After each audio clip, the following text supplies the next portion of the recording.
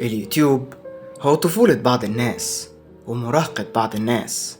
ما تقدرش تنكر انه كان في فترة من الفترات انت كنت بتعتبرها الفترة الذهبية لليوتيوب، سواء اليوتيوب ساعتها كان مصدر تسلية كبيرة بالنسبة لك، او في شخص معين بتحب تتفرج عليه، او انك انت شخصيا خدت رحلتك في صناعة المحتوى.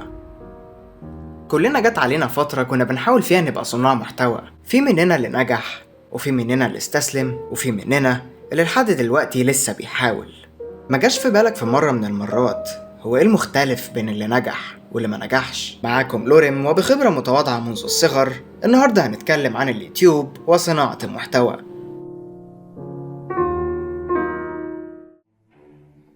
فلنقل دلوقتي انك زهقت من استهلاك فيديوهات اليوتيوب وقلت لا، طفح الكيل، من النهاردة انا هقدم بدل من ان استقبل. طيب ايه الحاجة اللي عايز تقدمها؟ بصوا بنيت ايه في ماينكرافت، وتقريبا نهاية السيناريو ده بنسبة 99% هي انك توصل 20 مشترك، منهم 16 حساب انت عامله والباقي من تليفونات اهلك. انتوا مش عارفين قد ايه ناس انا شخصيا اعرفهم عملوا السيناريو ده، والمشكله في منهم لسه بيعملوا فاكرين هيجيب حاجه. فارجوك لو انت بتشوف الفيديو ده وعايز فعلا تعمل حاجه، ابعد عن سيناريو تصوير شاشه الموبايل بجوده لا تتعدى ال 2 بكسلز. فلنقل انك فعلا وعانيت فكريا لحد ما وصلت لحاجة فعلا ممكن تتقدم والناس يستمتعوا بيها او يستفيدوا بيها. للأسف ده مش كفاية. شوف، هو مش عشان انا بعمل الحاجة دي فلازم اطلعها انها صعبة وان مفيش حد يقدر يعملها غيري والامراض النفسية بتاعت اليوتيوبرز دي. بس بجد ده مش كفاية. كل سنة اليوتيوب بيكبر وناس كتيرة بتبدأ تعمل محتوى جديد. الله اعلم، ممكن كمان كام سنة واحد منهم يبقى في مكان ابو فلة او بندريتا. فوسط المنافسة العالية جدا دي انت لازم تكون متميز، لازم يكون في حاجة بتميزك. زي ما انا لوريم، مفيش لوريم غيري. فبعد استثمار وقت وجهد كبير جدا لا يقل عن الدراسة، انت دلوقتي بقيت يوتيوبر متكامل، شخص بيفهم في العناوين، الصور المصغرة، بتعرف تكتب وتنظم النص وتحوله لحاجة بصرية، المونتاج واختيار الموسيقى وما الى ذلك. انا تقريبا اديتك كل المهارات اللي ممكن تحتاجها عشان تبدأ صناعة محتوى. المهم انك جاهز عشان تعمل اول فيديو ليك. فلنقل انه هيكون فيديو عن البلح، محدش يسأل ليه. المهم انك بدأت تشتغل عليه بكل طاقتك، ترانزيشن هنا ترانزيشن هناك وحركات صايعة في السكريبت او النص، لغاية لما خلصت ورفعت الفيديو. بعدها بكام يوم تتفاجئ ان الفيديو مش معدي 50 مشاهدة مثلا. وما ننساش التعليق بتاع اشتركت عندك اشترك عندي. ساعتها قبل ما تقول ان انا نصاب او كدبت عليك، راجع نفسك مرة تانية. هل البلح شيء مثير للاهتمام انك تتكلم عليه اصلا؟ الا لو كنت محمود اسماعيل طبعا. طيب هل الصورة اللي اشتغلت عليها تلفت الانتباه؟ وهل العنوان بتاع الفيديو فيه عنصر من الغموض؟ كتير من اليوتيوبرز اللي بيكونوا مش عارفين هما ليه مش بينجحوا بيكونوا بالظبط زي الشخص اللي فيه تراب على ظهره، حاجة هما مش شايفينها، سواء في صورة او في عنوان او حتى في ستايل مونتاج. هو ممكن يكون شايف انه لا جامد جدا، لكن هو في الحقيقة مش شايف الشغل بتاعه بشكل محايد. حتى انا ممكن اخطئ في تقدير فيديو انا اللي عامله، فلا تقلق، كلنا في الهوا سوا. مع الممارسة وعمل الحاجات دي كتير ومقارنتك لفيديوهاتك بفيديوهات تانية لناس ناجحة، كله هيتحسن بالتدريج. دي كانت نصيحة ليك لو انت لسه بادئ قبل ما تبدأ تلوم اليوتيوب ونظامه.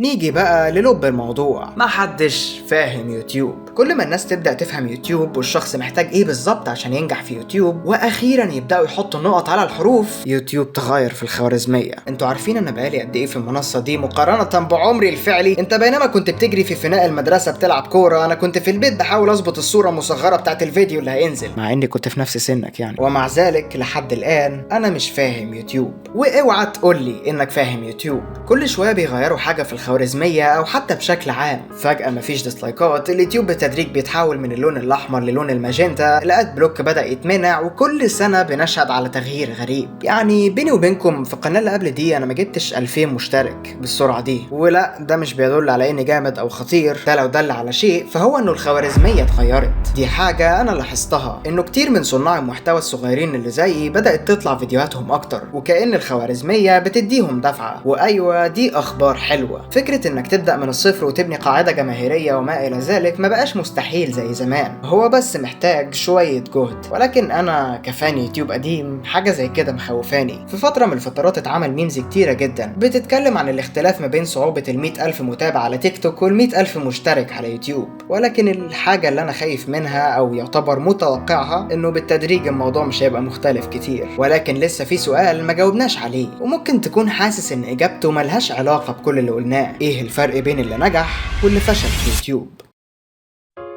كتير سمعنا ان الشخص اللي دايما بيلزق في كلمة حظ هو الشخص الكسول اللي مش عايز يبذل جهد. ولكن لما نيجي لموضوع اليوتيوب ده هو بس مش عايز يبذل جهد مش اكتر. انك تكون داخل يوتيوب عشان تحقق ارقام وما الى ذلك مش شيء مبالغ فيه او مستحيل، ولكن زي اي حاجة بيحتاج جهد كبير الى حد ما. وبما انك داخل عدل على النتائج وحققت ايه وما حققتش ايه، فانت هتكون مختلف شوية عن اي صانع محتوى عادي. يعني انا مثلا شخص عشوائي جدا، تقريبا اي فكرة بتجيلي بتكون في 3 اوقات، يا اما بعمل قهوة، يا اما قاعد باكل، يا اما في الحمام. المهم وصلت الفكرة، يعني الافكار عفوية جدا. لكن لو انت كنت مهتم بالنتائج والارقام ومن الاخر كده داخل الموضوع هارد كور وهتنجح، يعني هتنجح، ساعتها هتبقى بدل ما انت قاعد بتفكر هتعمل ايه في الفيديو الجاي، هتكون قاعد بتفكر في ايه الفيديو اللي ممكن يجيب مشاهدات داخل المحتوى الفلاني في الفترة دي. ساعتها الموضوع مش هيكون لطيف، ساعتها تبدأ تتجنن. انا وصلت للمرحله دي قبل كده. بالنسبه لي انا لقيت نفسي بميل للفيديوهات العفويه اكتر من الفيديوهات اللي متخطط لها بعنايه اوفر شويه. ايوه التخطيط مطلوب وكل حاجه، ولكن شويه عفويه مش هيضروا. تلخيصا لحاجات كتيره جدا محدش هيقولك عليها، انت عندك الحبايتين بتوع ماتريكس، هتاخد الحبايه الزرقاء هتعمل الحاجه اللي بتحبها مع نتيجه بطيئه شويه او تقدر تقول طبيعيه، بينما لو اخدت الحبايه الحمراء هتبذل نفس الجهد بل ممكن اكتر كمان، مع عدم مراعاه انت بتحب ايه ومش بتحب ايه. ولكن الحبايه الحمراء هتخليك تنجح وتعمل ارقام بشكل اسرع.